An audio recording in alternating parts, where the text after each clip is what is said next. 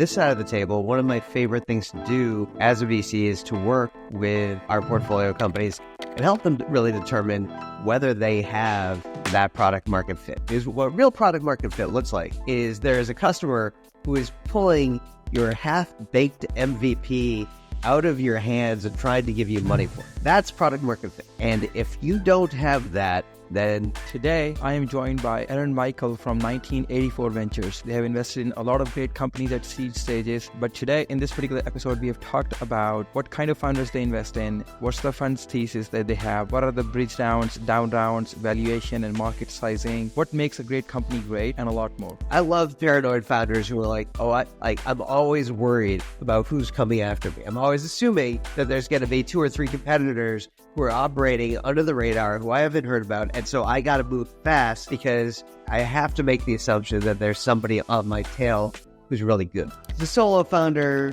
that's a red flag. You look at the founding team and neither of them has sort of seen what great looks like. That could be a red flag. If it just looks like not much effort was put into designing the pitch deck and it just kind of looks like crap, you kind of wonder what sort of product they're going to put together. There's things like that. There's a lot around the pitch deck that can go wrong. I read on your website that you guys provide transparent and honest feedback. Why most VCs don't do that? Aaron, welcome to the show. How are you doing today? Doing well. Thanks for having me. It's a pleasure to have you. Thank you so much for the time. Thank you so much for even the consideration. So it means a lot to me. Really excited for this, and looks like you've got a great podcast. So I've been excited to engage. Awesome. So every single time I have anybody on the podcast, we've been doing that for 9-10 months now. I ask them a specific question, which is the context of their life. But I want to make a little bit of adjustment today in changing the opening question. The question that I want to ask you at the beginning is, what do you want anybody who is listening to podcasts, who is going to listen to this podcast, what do you want them to take away from this conversation? I want them to take away that when you're starting a company, the number one most important thing that you can do just learning exceptionally quickly. Learning, iterating, and just moving really, really fast. And when I look back at both the mistakes that I made when I was a founder, as well as what I did well, and then now that I'm on the venture side of the table, look at our portfolio and the most successful companies, what differentiates them is speed. So that would be the most important thing to take away. Speed in a way that you want them to fail fast and learn fast, or speed in a way that they continue to make the wrong decisions again and again and again and again and hoping they would learn something? Speed of learning, which also translates into speed of iteration, right? When you are a pre-seed or seed stage company, what matters is you get a product out the door exceptionally quickly. You ship it extraordinarily fast and put that product into customers' hands. You try and sell it, and you see if the dogs want to eat the dog food. And the faster you figure out whether you have product market fit or not, the better. And usually, B1, you probably don't. And then you move really, really quickly to try and figure out, all right, it wasn't this, but I am feeling some market pull here. And so you iterate again, get that out the door as fast as you can.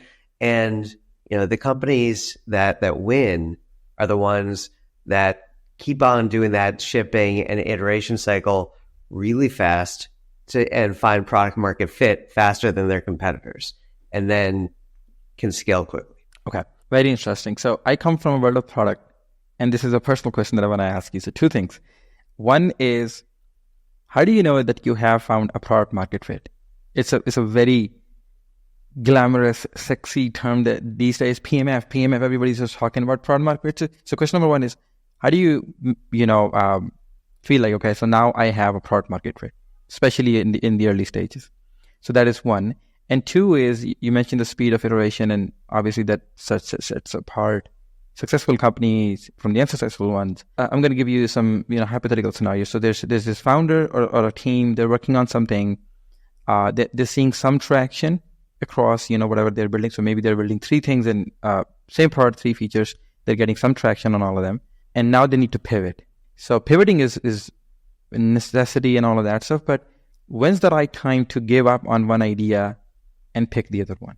So is it, do you want them to stick for a month, or just like, okay, just stick around for a quarter, stick around maybe for a year and then pivot? So how do you, help founders do that? So I referenced a moment ago that I had been on the founder side of the table. So a little bit of context on that, which is relevant here, which is that I had previously started, before as a VC, a company called PathSource, and we enabled people to figure out what career they wanted to go into, show them the school, educational path to get there. And where we started was selling into K-12 school districts, which was miserable. But, we weren't bad at it. We got the San Francisco Unified School District on board, Chicago Public Schools. These were reasonably sized school districts that were leveraging us. And it was enough traction that I was able to convince myself that we had a product market fit. We didn't. But it took me too long to really recognize that, and make the pivot that was necessary. And so now that I'm on this side of the table, one of my favorite things to do as a VC is to work with our portfolio companies and help them really determine whether they have that product market fit. Because what real product market fit looks like is there is a customer who is pulling your half-baked MVP out of your hands and trying to give you money for it. That's product market fit. And so that's really what as a founder you need to be looking for. And if you don't have that, then it's time to pivot, right? Like you can think of, all right, here are the one or two levers that I could pull that I think might really meaningfully move the needle. And so I'm going to pull those two levers. And if they move the needle, great. And if they don't, let's iterate and try something else. All right. So what are the events that happen in your life that made you a VC of all the things? Like why, like a person who was a founder who learned so much, had a successful merger acquisition as well. And so why VC world?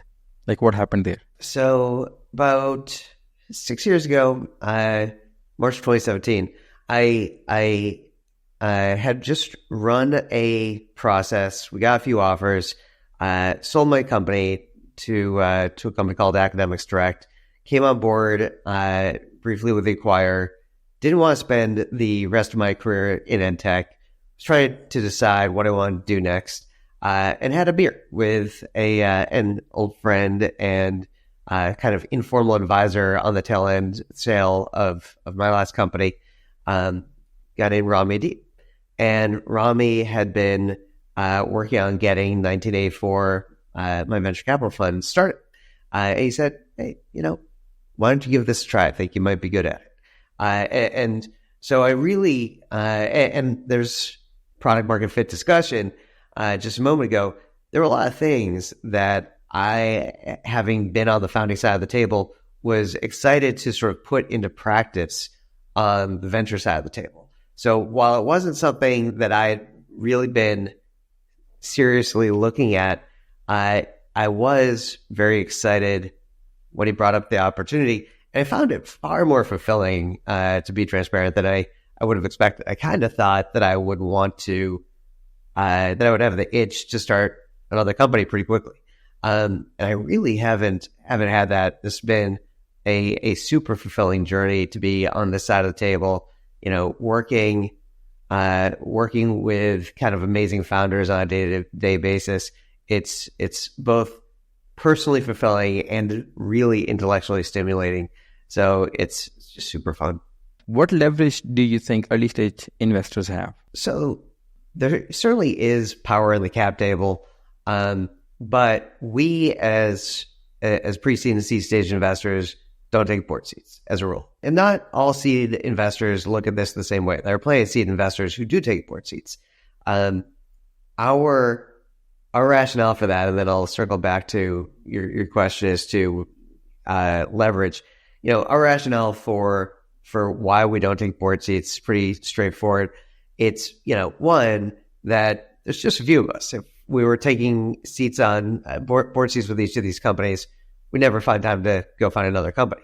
But two, on top of that, if you're a seed stage company, the most important thing to our conversation before, is just to move exceptionally fast, right? Getting permission from a board member, it's not what they need. They just need to just go. And so I actually think that seed stage companies ideally probably don't have a board. If they do and it's a great board member, great. But they don't really, I think having fantastic board members is super useful at Series A and beyond. But when you're just trying to find product market fit, what you need is just speed. And third, most importantly, if you're a seed stage investor and you get, that company gets to Series A and Sequoia comes in and backs the company, what do they do? Well, they say, well, thank you very much for your work, seed investor. I appreciate all of your time. We'll take that board seat, and they boot you off the board, and they take the board seat. And so you think about what that looks like when you scale it up to a portfolio-wide perspective, and it means that you're no longer on the board of your best performing companies, because those have raised Series A, Series B, and the seed, you as the seed investor more often than not gotten booted off, but you're on the boards of all of your least well-performing companies. So you're actually spending the bulk of your time with your companies that are underperforming. And while you do want to help those companies, it's not actually where you necessarily want to be spending the bulk of your time. And so that's that from a seed investment perspective, and just kind of thinking about a portfolio-wide perspective doesn't make a lot of sense. So to go back to your original question of leverage, given that we don't take board seats, really we primarily influence through soft power, right? We are deeply aligned with our portfolio company founders, pride ourselves on the fact that we've been in their shoes, and that we're sort of the 2 a.m. phone call when things are going poorly, right? You get backed by GC or Andreessen and, at seed, and something's going awry. There's a question about if, like, deep down in that founder's mind of, well, if I call Joe or Sarah over at A16Z and I tell them about this problem, are they going to back me at Series A? And it's like, well, maybe not. But with us, we lead rounds, but we only lead rounds at pre-seed and seed. Our first check is the only lead check that we're going to write. And so they don't worry about that with us, right? We are deeply aligned, which is why, we're still getting calls when our portfolio companies are at Series A, Series B, have really super strong multi-stage funds on their cap table, on their board. We take a lot of pride in the fact that we're still off in the first call that they make, because they're like, hey, Aaron, I'm dealing with this thing. I don't necessarily want to bring it first to the board. I'm trying to figure out how to think about it. What should I do? And so that soft power actually goes a fairly long ways. Is there a moment of pride, every single time the companies, the seed stage company that you guys have invested way back in the scrappy days, I call them the days of chaos, when there's nothing that makes sense. It's just like, go. And then, maybe 5 years later, like whatever, they're raising $20 million, $30 million or something like that, like multiple growth funds. Is there a moment of pride? Is there a proud moment, like, my God, like these guys did it? What's that feeling looks like?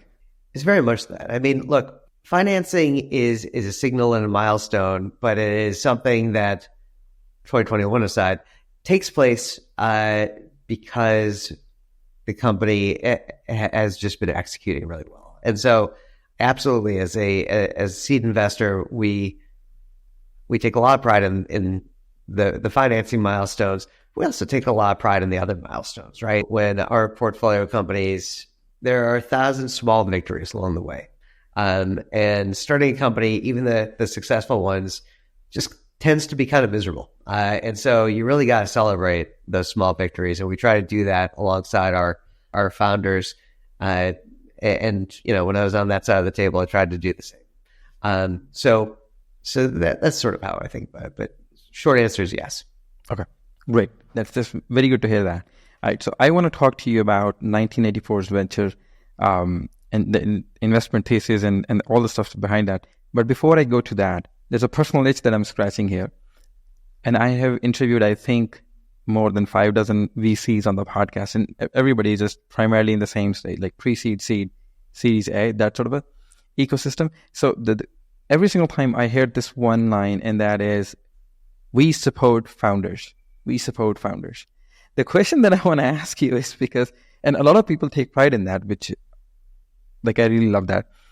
The question that I want to ask you is, beyond writing checks, two-part question actually, beyond just getting the money from any VC, what should founder look for? Like, what should be their criteria, apart from just saying, oh yeah, okay, Aaron's going to write me a $500,000 check. What should be their criteria? And the second thing is, once Aaron has written the $500,000 check to any founder, how do you actually support them? Like, what the heck does that mean, I support the founder? So in terms of if I was on the founder side of the table looking at taking capital from a VC, I would get clarity on to your question, what is the nature of their value add? And I definitely do reference calls, right? Like, interesting. Either ask for references. Most venture capital firms list their portfolio on their on their website. You can do cold references, and wouldn't bother doing this until you have a term sheet, because that would be kind of weird. And waste of your time. But once you got the term sheet before you take the capital, we do cold reference calls on you. You should do cold reference calls on us. I think that's just fine. And then in terms of how we work with founders after we cut a check, it's a few things, right? Certainly we give advice, and every VC thinks that they offer good advice, right? Hopefully, at a minimum, we're doing no harm. But we obviously think that we're being helpful to our portfolio company founders, and according at least to like YC Bookface is a good example. Allegedly, we actually do. But two, on top of that, we try to add value in a few different ways. One is what we call founder therapy, which is to say, most of us have been founders ourselves. As I mentioned a minute ago, starting a company is kind of miserable. And, we really pride ourselves on the fact that not only can we just help strategize, but we can also help kind of empathize, which it's lonely being a founder. And it's nice to have VCs who have been there, who have been at the good places and the bad places, and, know what that's like. And so that's one. Two is helping with hiring. And there are firms, multi-stage funds that have entire hiring and recruiting teams and so on. We don't have that. But what we do have is we'll help with the conversation around, you're evaluating a potential hire. We can help you evaluate them. We can also help you sell that director of engineering who is trying to decide between you and taking, the job at Google, having that conversation, and you'd be crazy not to get on the rocket ship conversation. Let us tell you why we have conviction on this company, is something that we do all day long, and love to do that for our portfolio company founders. And then the third and final thing is, I think probably by far the most important, which is what every portfolio company founder worries about. Right? Every founder out there worries about, which is their next round of financing. No matter how well things are going, you always worry about who's going to back you your next round. And so we help with timing, with positioning, with iterating on the deck, with practice pitches, and ultimately making introductions to the top Series A and multi-stage firms. And if you take a look at kind of who has backed our portfolio companies after we have effectively who's marked us up, it's a pretty good who's who. That's a good one. And I think that's kind of a moat for 1984 Ventures as well. It's just like, the people that we backed are backed by these gigantic, enormous brand VCs. And in many ways, that's just a very, very strong signal of success. Okay, coming back to the firm. So I do know where the name comes from, but I want the audience to know like where the name comes from, like the entire story behind that. And then while you're just sharing everything about the naming and the why of the company, please also share what's the investment thesis you guys have, and why do you have that investment thesis, especially along the verticals that you invest in? So 1984 is only indirectly a reference to the book. We are not totalitarians. It's a reference to the 1984 Apple ad, which, if you're not familiar with it, Steve Jobs designed. It was only shown once in the Super Bowl. It was actually really the first ad designed specifically for the Super Bowl. And it was only shown once, but it was such an iconic ad that I'd say half the engineers in the Valley will still be familiar with it. It actually just had its 40th anniversary this just like a month ago. So that's kind of the backdrop, and the ad sort of stands for a lot of things that we would like to think that we stand for as well. But more broadly, what we tend to invest in is pre-seed and seed stage companies tackling legacy industries using software. And so if there is one unifying theme across all of our investments, it is an allergy to hype. So we've managed to avoid anything in crypto, in blockchain, in clean tech, in scooters. We just didn't touch that stuff with a 10-foot pole. Unfortunately, our storyline on this broke down with AI because we had already been investing in AI, and then AI became the hot thing. You're like, well, crap. No, I actually think that within AI, we do love some of the areas that are a little bit less sexy. Machine learning for predictive analytics as opposed to LLMs. Within LLMs, we tend to look for areas that are, that everybody else is not paying attention to. Couple of examples. We backed a company that is Sweet Spot that is of basically enabling government contractors to instead of using sam.gov, which is this website built in the mid-90s that looks and feels like it was built in the mid-90s, to find opportunities way faster and to and at the same time to, instead of taking like 2 months or 3 months to write a proposal, to be able to write that proposal in minutes, right? So the sort of space that was very unsexy to VCs previously. Or another good example is Rev, which is a company where their cars have more and more sensors in every generation, and if you're an auto shop, figuring out which sensors a given car has and how to calibrate those sensors takes forever, right? You have to literally go through thousands of pages. And so most auto shops are like, well, screw it, I'm just not going to do it. But if you can figure it out, you could charge, a huge amount more on a per car basis. And so that's a great use case for LLMs to be able to go through all that information and in moments say, here are the sensors, here's the calibration, go charge an extra $750 and do the calibration.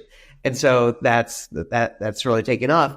And these are, the reason I bring these up are, they're great examples of companies that are kind of in unsexy areas, as opposed to like, hey, we're going to go build, the next AI for sales tool or AI virtual assistant, of which, there's 1,000 of these. And so we just try to look where nobody else is looking. And that's kind of how we've thought about it. A couple of other data points on this. So we're usually leading or co-leading rounds, although we're happy to follow as well.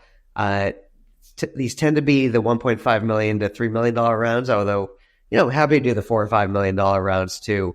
And we're writing check sizes between $500,000 to $1 million. And this tends to lead us into areas like supply chain and logistics, e-commerce enablement, not DTC, digital health, a little bit of prop tech, a little bit of fintech, some DevOps, open source, areas like that. Okay, awesome. So plethora of questions on all of these things. I want to start us off with Unsexy, and especially you given the example of uses of AI in one of the companies in the car example that you're saying.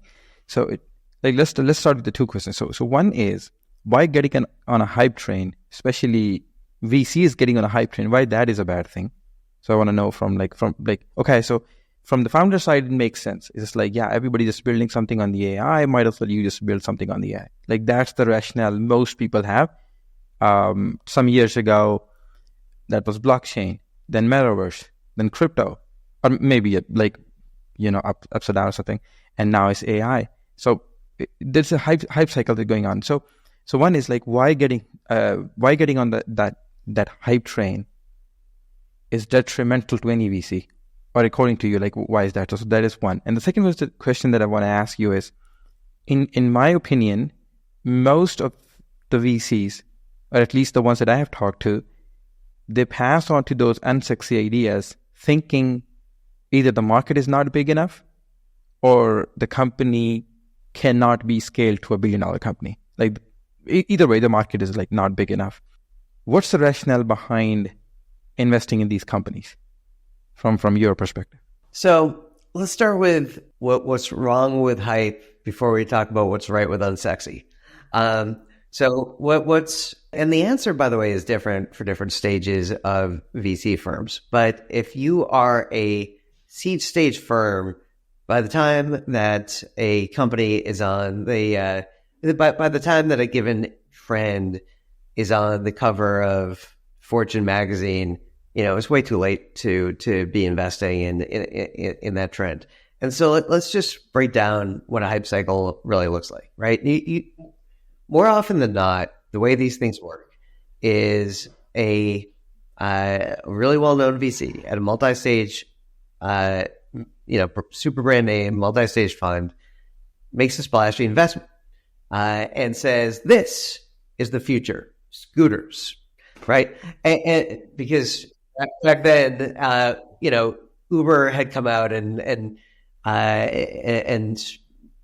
everybody was trying to figure out how to get into mobility, and they're like, oh, well, scooters are mobility. Crazy. But so somebody comes out and says, this is the future. And so as a result of that, and they make a big splashy investment. And so as a result of that, you end up having a whole bunch of other investors start plowing into the space saying, ooh, this is the future. And they'll invest in the second best, the fifth best, the 10th best company in that space. And as they all come in, they're going to start bidding up these companies. So now you have lots of competition and higher prices, which is, not an awesome recipe. And at the same time, the next piece of that hype cycle is all of these founders who are trying to figure out what they want to do, see all this capital plowing into this space, and they're like, oh, well, this is a hot space and I want to get funded and I don't have an idea yet. I'll start a company in scooters. And so they're like, well, scooters need batteries. Scooters need networks. During the scooter craze, there were so many auxiliary versions of scooter companies, you just wouldn't believe it, right? There's just a 1,000 different variations on the scooter ecosystem that got started. And so all these founders come plowing into that space as well.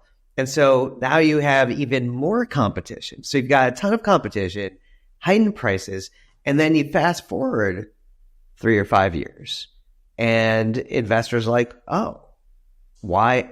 Like, this didn't turn out well. What happened? What went wrong? The founders say the same thing, right? And so getting in on that type of hype cycle is just it's not an attractive place to be. I'll tell you the exception of that rule. The exception of that rule is if you are late stage and, a late stage investor and you back the right super hyped company and are able to even hype it more, right? Like A16Z, this is a part of their growth model, right? They build out a media arm where they'll come in, back the company with large valuation, be able to keep pouring more capital into it and take the amount of hype around that company and exit and make that the company. that's fine for a growth stage investor. But for a seed stage investor, once there's already these 10 competitors, each of which have venture backing, each of which have strong engineering, to go in and back the 11th competitor, that's crazy. And so that's just not a place where I would want to play. And so instead, to go to the second part of your question, it's a great place to be if you can go find an amazing team going after legacy industry where there's, the real competition is some stodgy public company born in 1980 that, has stopped innovating, can't recruit a good engineer to save his life. That's a competitor I would choose any day of the week. And so those types of opportunities don't necessarily have small markets, right? Like, I'll give you an example. We had a number of years back, we backed a company called Fair Market, and it was tackling enterprise procurement. And, now today there's a bunch of other followers that are starting to come after them. But back when we backed them, they really had a very good head start, and they've executed well against that. And their primary competition was like SAP and Coupa. These large, stodgy public companies like, Coupa at the time had, I think, like $15 or $20 billion valuation. It was the number 2 player in the space. And you had this young, hungry team with strong engineering and great enterprise sales skills coming in and saying, we're going to build a much better modern day version of this. And that is very exciting. Now, there are instances, to your question, where a company has phenomenal talent on board and is tackling a space that is, that's a little bit on the small side when it comes to TAM. And I think the question there, where we've been wrong in the past has more often than not been where we passed because of market size, and the founders were awesome and they figured out a way to expand into a larger adjacent market. And I think great founders, if there are large adjacent markets, will find a way to execute and expand into those over time. The question is, can you get conviction that from point A you can move into point B, and what do I have to believe for it to be true that the company is going to make that journey? And so getting to conviction on that is just part of investing. But Sequoia, I think, passed on Uber because of market size initially, right? So you got to have an imagination about these things too. Awesome. So another 2-part question, and I don't know why I always have 2 thoughts on every single thing. So I'm sorry about that. Okay, so the first thing that comes to my mind is, isn't competition a good thing? Like we've been taught, like I don't want to say taught, but this is something that I've learned from experience or whatever you want to say, that most founders, even like now, the founders that I meet, especially the ones that are starting a company or something, they would come out and they'll kind of pitch deck the moment you connect with them on LinkedIn, which is a horrible thing to do. But anyhow, they do it, just send the pitch deck. And the first thing that they say is, oh, we don't have any competition. And I'm like, my friend, this is not a good thing. This is not a good thing if you don't know, like, because you haven't researched hard enough. There's always a competition. So the first question that I want to ask you is, isn't having a competition a good thing? Is it like there's an existing market out there? Because if there's no market out there, you're going to spend a lot of money in educating people that they have a problem, educating people that they need a solution. And by the time you execute, you're probably going to run out of money. So that is one thing. And then the second thing is, the second thing that I have in mind is what we have seen, I think, is people who are runner-up in any race tends to finish up higher. Like the first mover, so people who are runner-ups. So for example, Orkut was the first one to introduce the social spaces and stuff like that. And then Facebook comes along, leapfrog that, right? So isn't that the first mover is not actually an advantage? So yeah, two questions on that. So you certainly want you absolutely want your founders to understand their market map, right? If a founder tells you, and this certainly happens, founder tells you, oh, I don't have any competition, and they do have competition, it's a huge red flag, right? They either they don't understand their market, or they're scared of their market and are like, oh, if I don't tell him, he's not going to find out that there's, this venture-backed competitor that's 3 years ahead of us. And so, no, you gotta be honest about that. But the ideal is that you have a market with a hair on fire need that is not being attacked because it is legacy, because it's unsexy, and there's not really strong venture-backed competition in there. And you have a founder who is paranoid. I love paranoid founders who are like, oh, I'm always worried about who's coming after me. I'm always assuming that there's going to be 2 or 3 competitors who are operating under the radar who I haven't heard about. And so I got to move fast because I have to make the assumption that there's somebody on my tail who's really good. And so love that, right? Like that is the type of founder who I would love to find. But like, look, yeah, there's sort of the Coke and Pepsi thing. Doesn't Pepsi make Coke better? Yeah, I mean, look, having competition does force you to be better. Would I choose to have competition, or would I choose to have the space all to myself? I would prefer to have the space all to myself. Yeah, absolutely. But it's just fine to have competition if we can beat them. And usually, the vast majority of the time we do, right? It's great if you can get a monopoly, but more often than not, you're going to have some form of competition. Remind me what your second question was. The second question was, usually what we are saying, so you were talking about one of the companies, and then the competition was a legacy competition, these gigantic enterprises, so like not innovating or something like that. So my question is, we've always heard this thing which is called first mover advantage. In my opinion, is the runner-up that actually leapfrogs the first mover advantage, like the first mover. So yeah, thoughts on that?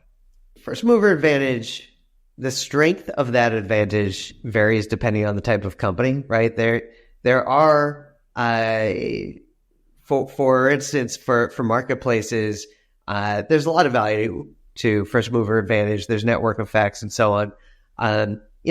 There are other markets where first mover advantage is less important, and what matters most is just who can get to product market fit first.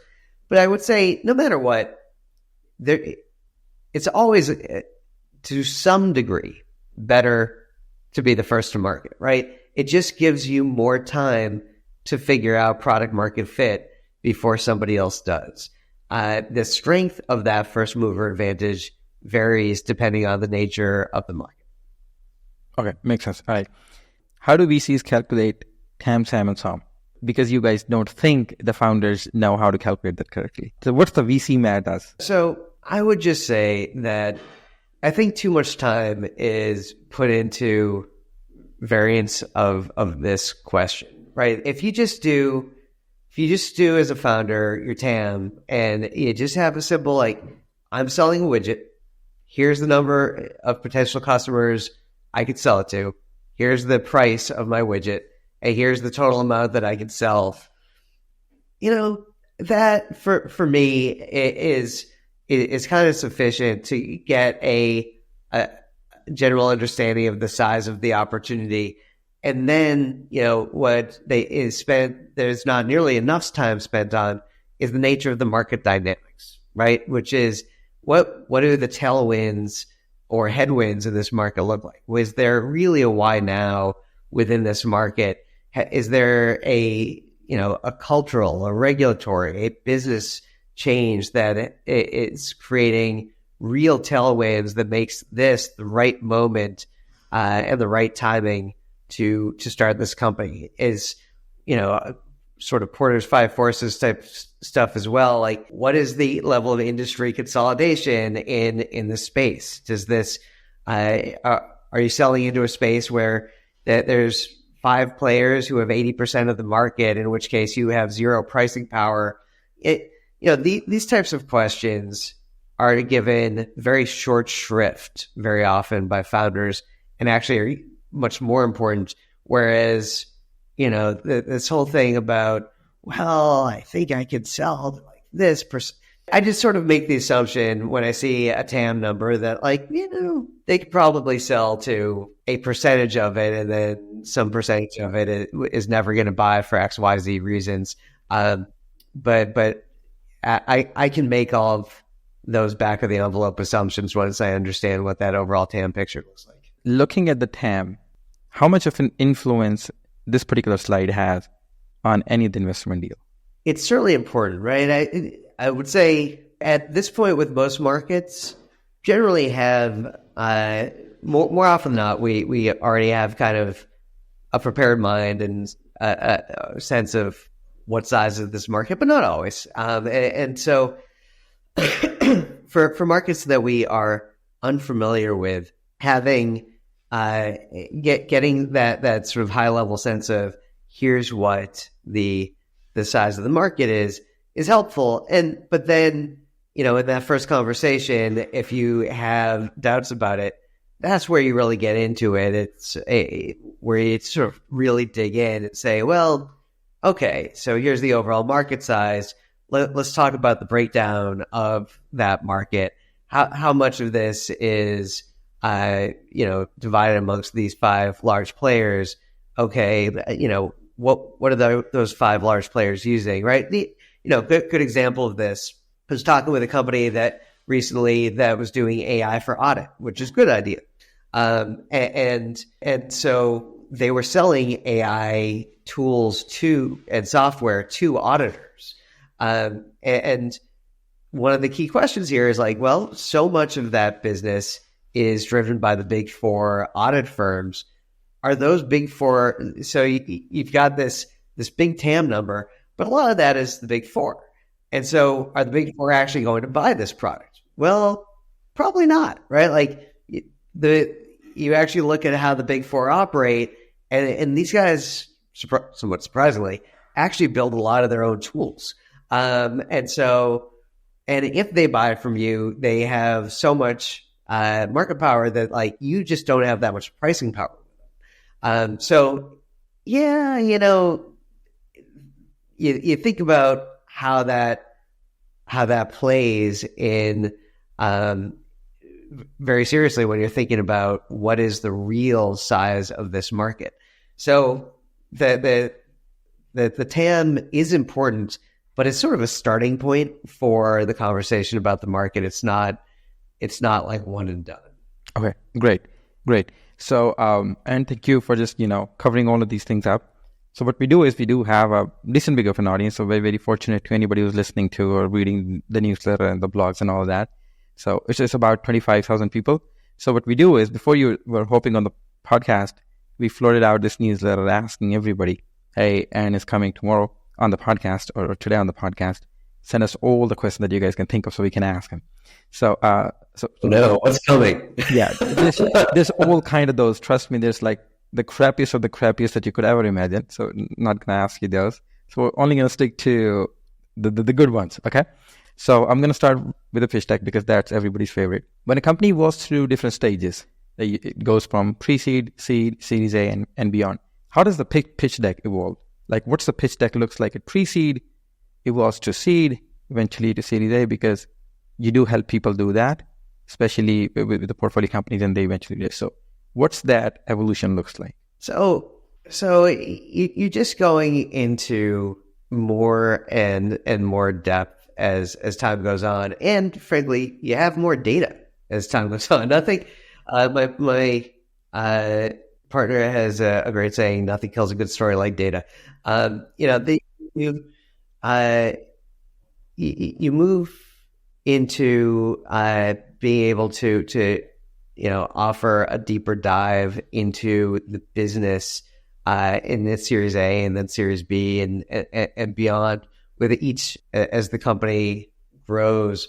But in the early going, your basic for that pre-seed deck, telling a story around here's who the team is, here's what the opportunity is, here's what the early growth looks like, here's a quick look at what the product looks like, right?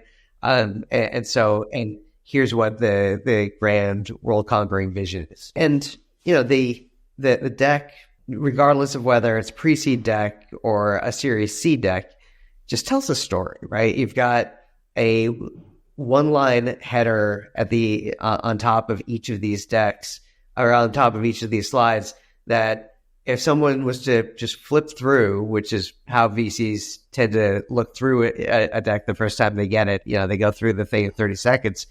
If they go through it in 30 seconds, will they understand the story that you're telling and find it compelling, right? And so each of these slides tells a story. They're super easy to understand at a glance, right? These are not McKinsey slides. These are venture slides, right? And McKinsey, the difference, of course, being McKinsey slide, you can look at that thing for half an hour and be like, yeah, you want this kind of thing. As opposed to, a venture slide, you look at it for 2 seconds, you're like, I get it. I understand what this slide is trying to tell me. And so you just want it to tell a story. And the depth and breadth of that story just expands with the expansion of the company, right? You have more of a story to tell around the unit economics, around how things have evolved over time and so on. Okay, that's a good one. Thank you for just explaining that. All right, so the next one is, what is the evaluation method that you guys have at 1984?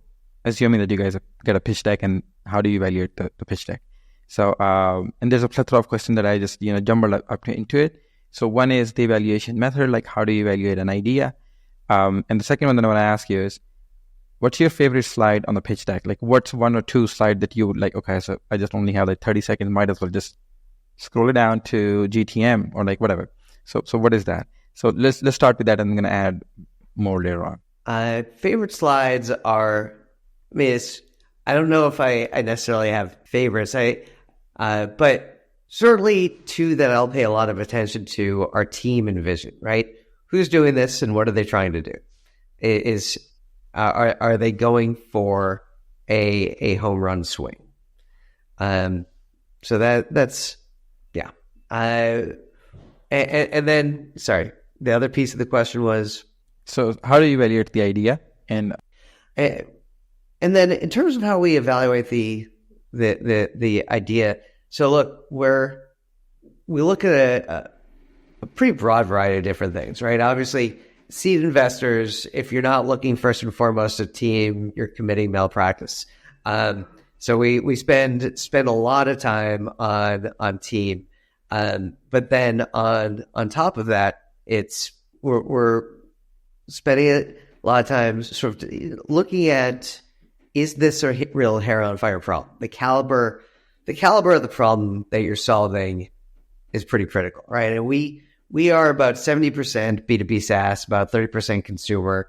And with one of the beautiful things about B2B SaaS is you can just ask. You can go find, you take the product, go to a potential customer, and have the founder pitch that customer and ask the customer, does this solve a screaming need for you?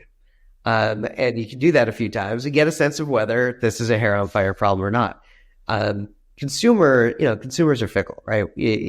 The proof is in the pudding. We sort of need to see level of engagement, revenue growth, and so on. But those are pretty significant pieces of the puzzle that we look at, and then understanding the market dynamics, understanding the competitive map. All right, there's these three competitors in the space. Where are they? Let's look at their teams. Let's understand kind of really what's happening in this market and how is it evolving, right? And just looking at the world through very clear eyes ends up playing a pretty important role. Awesome. So the next question was actually linked to the team slide, and the question is, what's more important to you, the team or the idea? But the question that I want to ask on top of that is, so I've heard this thing like a gazillion times, like the team makes it everything, like it has to be the team and all of that. So the question I want to ask on top of that is, what do you look for in a team beyond just the headshots? And how many of those headshots should be there? Because there's people who would just put like, I don't know, 10 people, like everybody on the pitch deck. So yeah. Yeah. So yes, the answer of course is team. But I like your question, which I'll rephrase as what makes a great team. And so the answer to that for us and for me is a couple of things, right? One is you've got somebody who has really strong product market insight, and you combine that with engineering excellence.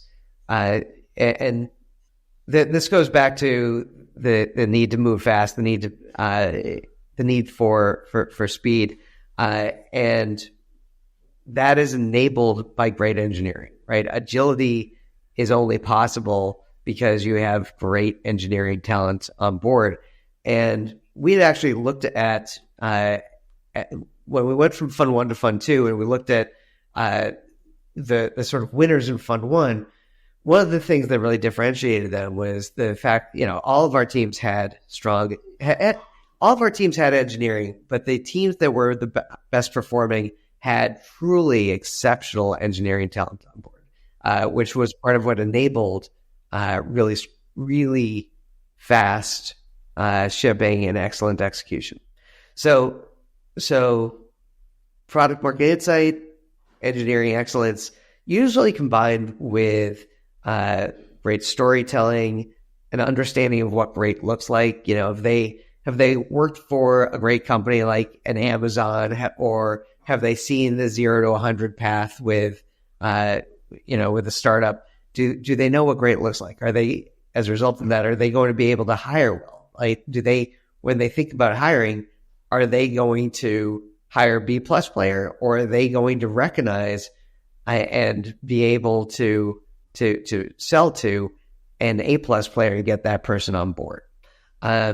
It's these types of questions, along with 1,000 kind of smaller nuances. And I'll give you an example. So for enterprise sales companies, when you're raising capital, that is effectively an enterprise sale. And I always worry when I see a founder who's starting an enterprise sales company that during the fundraising process is not particularly responsive. Who I send them a note at 10 a.m. and I hear back from them at 8 p.m. that night. It's like, well, responsiveness matters. The best enterprise sales founders in our portfolio, who, these are people who are running Series B and C companies in many instances. I send them a note, and even though these are some of the busiest people in our portfolio, they'll get back to me within 2 hours. And so it's crazy to me. And they've already, they've got my capital. They don't need anything for me. But if you are raising, it's the responsiveness. Enterprise sales founder, and you are not responsive to the person who you are effectively selling to, that is concerning. So there's all these little nuances like that we keep an eye on as well. That's interesting. I recently come across a stat. I forgot the resource of that. And they said something like, if you are selling something, which is a subscription or whatever that thing is, if it's more than $500, so, that's expensive subscription, whatever that you're selling, one time, whatever, and you do not respond to your customer within the first 15 to 30 minutes, chances are your sales life cycle is going to be 3 times longer than what it could be. So responsiveness is very important. And I was like looking at it, I was like, yeah, it totally makes sense. So somebody sends me something or I send something and I don't hear back for like 2 hours, it usually means I'm not going to hear back for the rest of the month. So it's just usually that, right? Okay, awesome. The next one is, what are the pitch deck red flags for you? And might as well add the cap table red flags for you as well. So pitch deck red flags, fortunately for founders, sort of an endless list, right? Like, it's a solo founder, that's a red flag. If it is a you look at the founding team and neither of them has sort of seen what great looks like, that could be a red flag. If it just looks like not much effort was put into designing the pitch deck and it just kind of looks like crap, you kind of wonder what sort of product they're going to put together. There's things like that. There's a lot around the pitch deck that can go wrong, right? And so you really just want to make sure that in that pitch deck, you tell a story, and that story is going to be easy for someone to understand who has never heard of your business before. And so if I was on the founder side of the table, look, you are deep in your problem on a day-to-day basis, and sometimes it's easy to forget that everybody else is not equally deep. And so I would put together your deck and then send it to somebody who is going to give you very blunt feedback and ask them, to flip through it in a minute, and what did they think?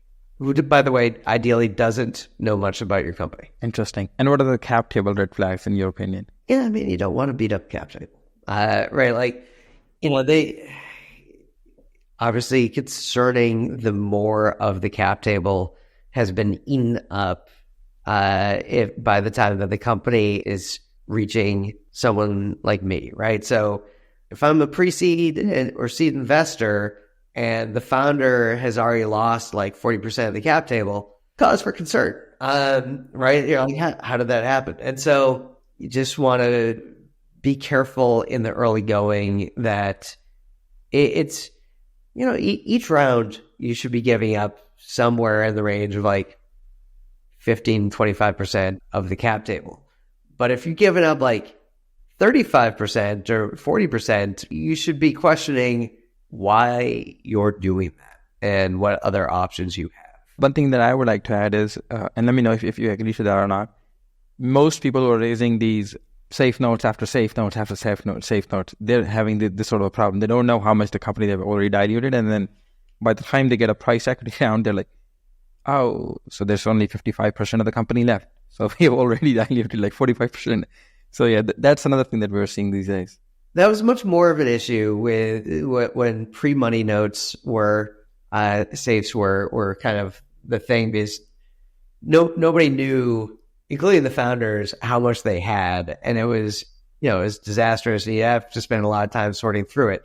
That one of the nice things about the post-money safe is just clarity, right? Like, how much you own, we know how much you own. It's just clear, and it's not like, oops, we hit the Series A, and it turns out that you own like 15% less than you thought you told us. So that I think the post-money safe was a lovely innovation that way.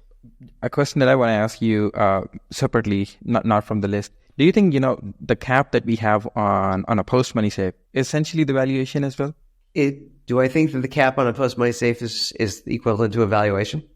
Edge cases aside, that is effectively how it functions more often than not.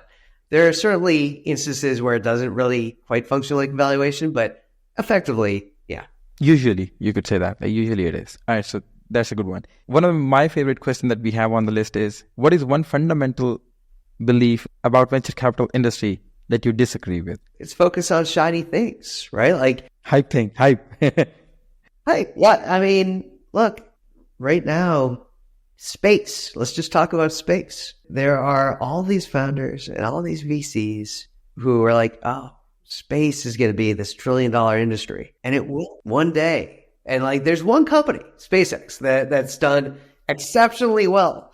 And everybody's like, oh, look, because of SpaceX, we should be pouring capital in. I'm glad that people are investing in it. I'm glad that founders are working in the space. I want us to go out and explore space. Like my imagination is as captivated as anybody else's is, but that doesn't make it a good investment. I'm friends with one of the very few people who's had a major exit in the space, and he would never make an investment in that space because it's just very rare for those types of companies to succeed. Or another example of this, artificial reality. Yeah, right? AR is one of these areas that's been the next big thing for like 15, 20 years. And it's always, it and virtual reality are always like just around the corner. Yeah. And, there's this tendency to look at cool tech, to look at the Vision Pro and be like, oh, this is so cool. This is going to be the next big thing. Everybody's going to start using artificial reality. It's like, no, I prefer, instead of trying to predict the future, just look with very clear eyes at what's happening today, right? Don't make the assumption that because tech is cool, it is going to lead into a major new trend, or change consumer behavior or anything along those lines. Just look at what's actually happening. And so that is something that I very much disagree with in venture capital, is they get very, very excited on average about shiny things. And I think that's tends not to play well. I agree with that. It's a very interesting sort of a take. And the reason why I say that is because I think when you are a seed stage fund, primarily you're betting on future. It's like the company they're going to invest in today, they're going to come to fruition probably, 12 years later or something like that. It's a very much of a future game. But then again, in many cases, yes, it's not a problem of today, it's a problem of future, right? You're solving that. But then comes all these things, AR and then base tech, and then there's all kind of these things. There's always a balance, and I think it's more like what you align the fund with and what you don't align yourself with. So I think it's a personal preference, right? It's a personal preference that we can invest in this thing and not in that thing. I would suggest that there is a difference between looking at and making assumptions about trends that it will create, which is what I mean when I talk about shiny things, versus looking at trends that are happening today and the forces behind those trends and making an extrapolation effectively about where the existing trend will take you. So, I'll give you a couple of examples. We had invested a while back in a company called Kite, which is basically if renting a car is easy as ordering an Uber. And, there was at the time a very significant trend in of a drop in car ownership nationally and internationally. And, but people would still need to get around. And so we were willing to bet that there was a strong why now for, well, if car ownership drops and people still need to get around and they want to go farther than an Uber ride will take them, what do they do?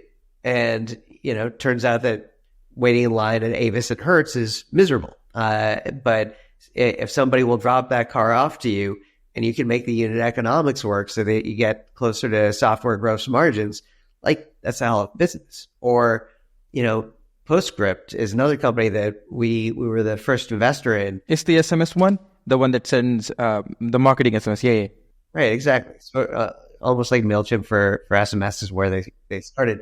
And, when they were getting going, at that point in time, you were in this place where people had really, the trend was people had stopped opening emails from brands because they thought those emails were spam.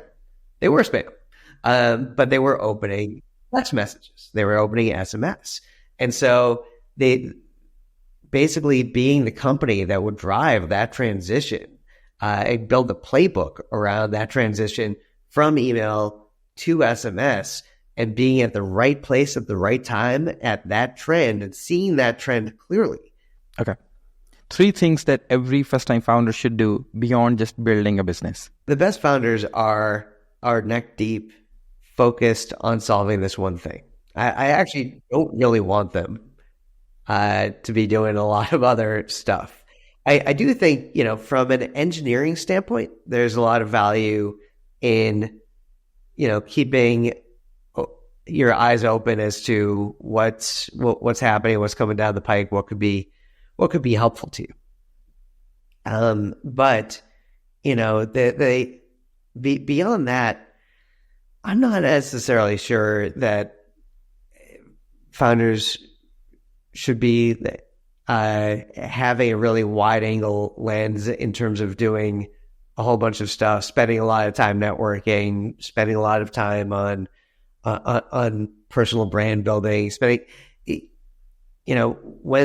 if you build a great company, if you're building something compelling, when the time comes to raise, you don't have had to spend a lot of time in networking, and you just go out and you knock on a few doors with the help of your existing investors, advisors, friends, etc. Get a few warm intros, and you should get the interest that you want. Right? You don't have to. You don't have to have spent a lot of time networking, and frankly, most of these networking oriented conferences are kind of a waste of time. Where that's not true is, if it is a networking from a sales perspective. So I'm starting a logistics company, and so I go to a logistics conference to go meet prospective customers. That's just fine. But I would put all of that under the umbrella of company building. And so the perhaps disappointing answer here is I don't really think that founders should be doing all that much other than building their company. I want them to wake up thinking about that, and I want them to go to sleep thinking about that. And that's how it was when I started my company. Yeah, become paranoid about the problem, and that's how you build a great company. What are your thoughts on bridge rounds, down rounds, and crazy high stupid valuations? So we certainly saw in 2021 and have seen at other points of hype in the past, outlandish valuations that were not tied to not tied to revenue, not tied to traction, not tied to the market. And I think ultimately while those felt good in the moment, that there's a hangover that a lot of founders and investors are waking up with right now and over the course of the past year. And so, I think generally speaking, it's healthy to try to get a valuation that is a little bit on the generous side, but not so massive that you're like, how in the world am I going to grow into this? Right? Because there will always be a downturn somewhere around the corner. And when that happens, you want to have valuations that were not unreasonable, and that you can really grow into. Now, sometimes things don't go quite the way you expect. Sometimes you took a valuation that was, that just didn't match where the company was at. And you're running low on capital. And when that happens, sometimes you have to do a down round, right? It's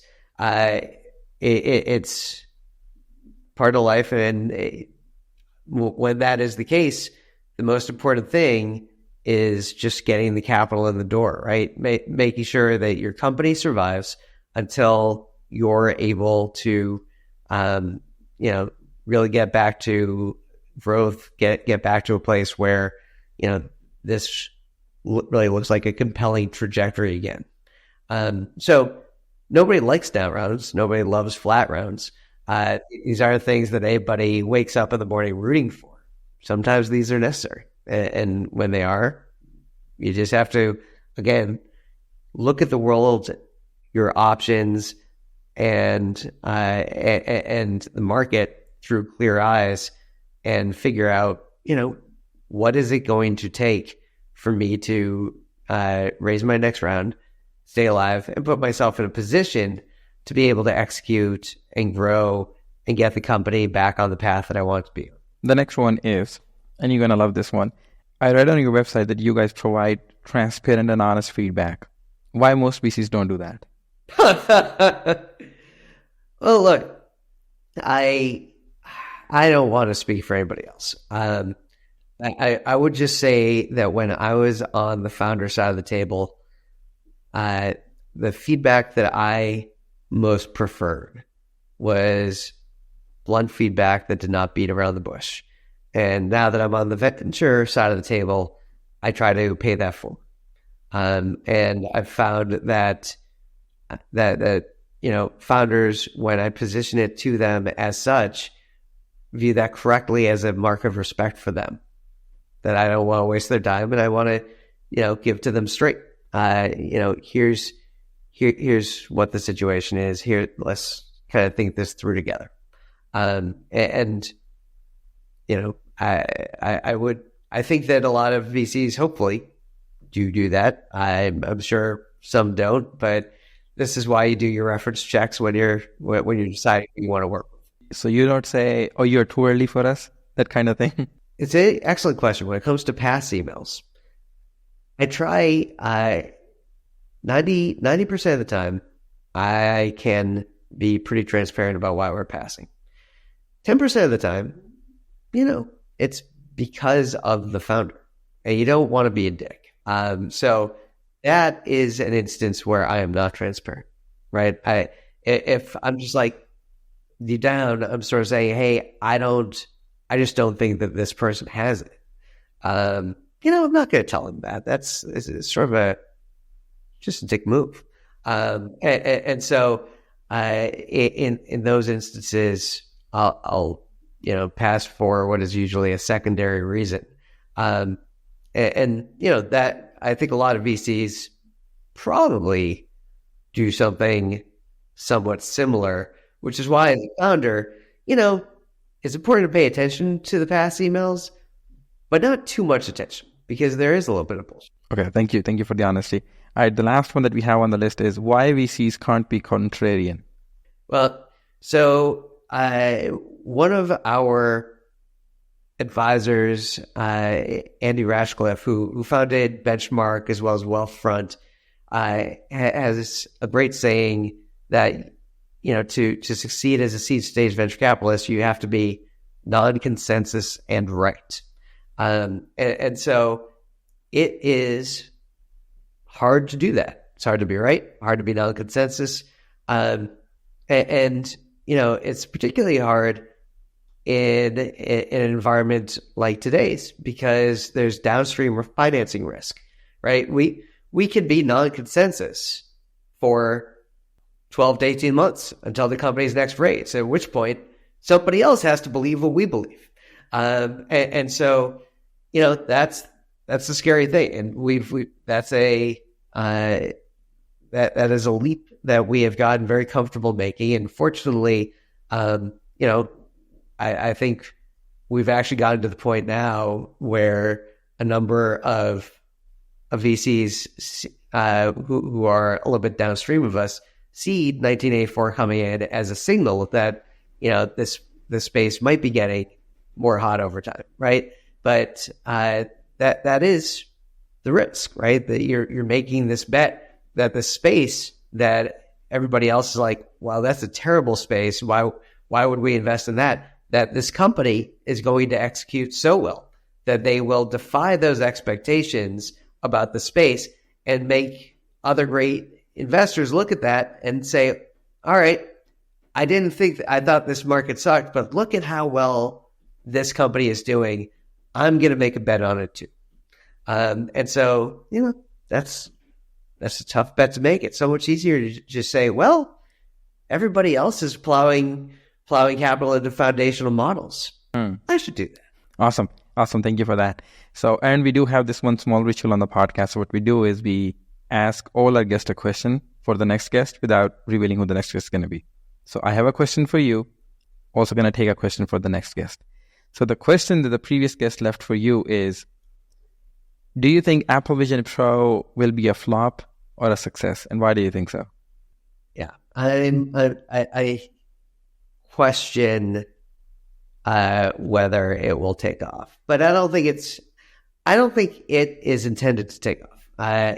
If I had to guess, and I don't have any particular insight into Apple's product management, but I would imagine that this, given the price point, was designed to go after the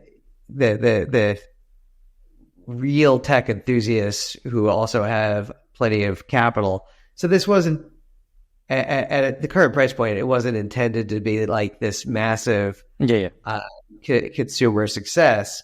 I think what they are betting is that they will be able to evolve the product line over time into something that is going to have much broader consumer adoption.